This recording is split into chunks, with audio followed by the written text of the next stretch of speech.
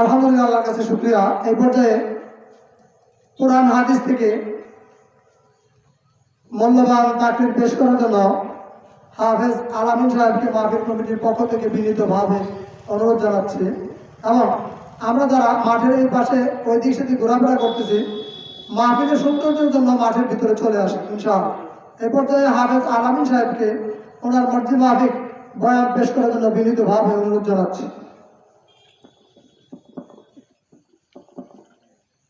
السلام عليكم ورحمة الله وبركاته. وعليكم السلام ورحمة الله وبركاته. الحمد لله نحمده ونستعينه ونستغفره ونؤمن به ونتوكل عليه ونعوذ بالله من شرور أنفسنا ومن سيئات أعمالنا،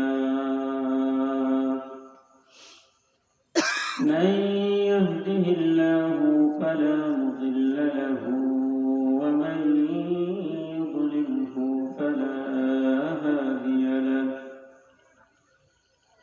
ونشهد أن لا إله إلا الله وحده لا شريك له، ونشهد أن سيدنا وسندنا وحبيبنا ومولانا محمدا عبده ورسوله، أرسله بالحق بشيرا ونذيرا وداعيا إلى الله بإذنه وسراجا منيرا. أما بعد، فأعوذ بالله من الشيطان الرجيم. بسم الله الرحمن الرحيم. وعباد الرحمن الذين يمشون على الأرض هونا وإذا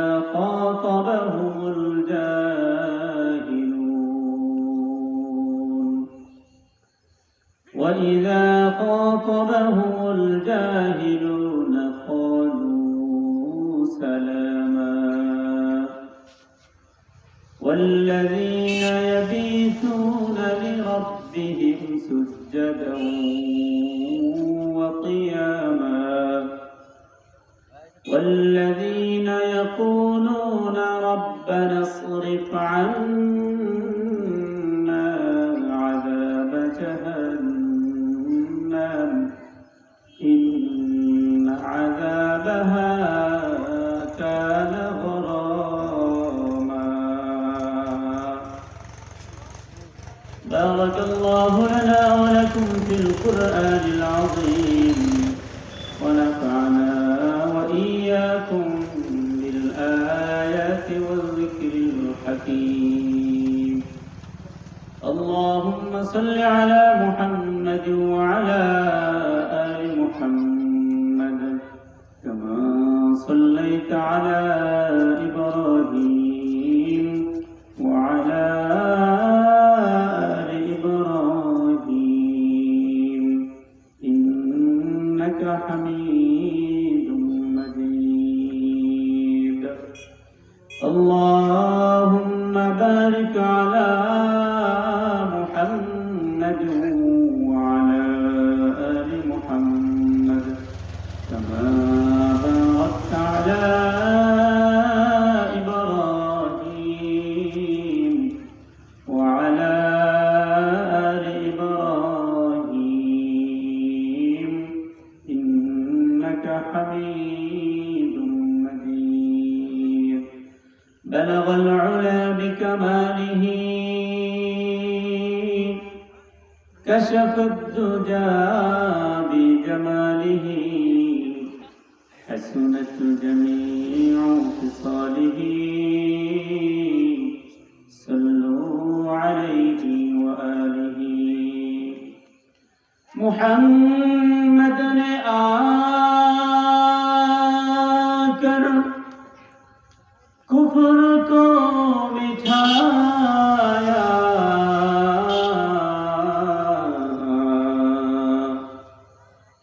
کفر کو مٹا کر صداقت بتایا بلغ العلا بکماله كشف الدجى بجماله حسنت جميع خصاله صلوا عليه وآله سلموا يا قوم صلوا على صدر الأمين مصطفى ما جاء إلا رحمة للعالمين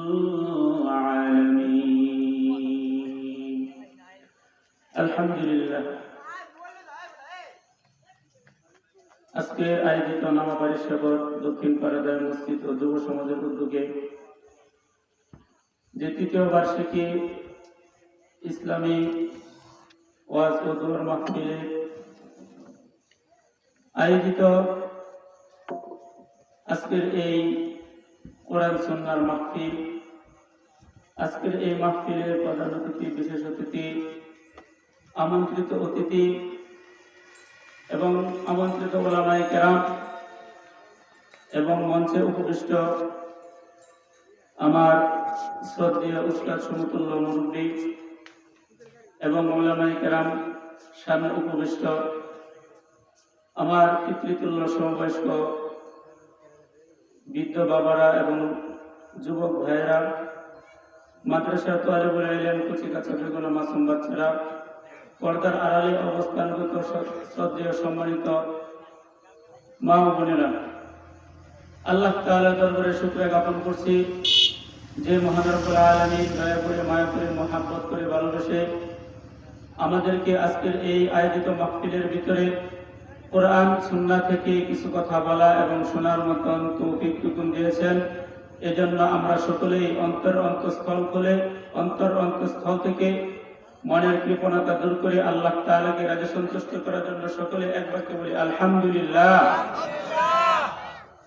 সম্মানিত হাজিরিন, আমরা এখানে এসেছি আল্লাহ তাআলার নৈকট্যতা হাসিলের জন্য।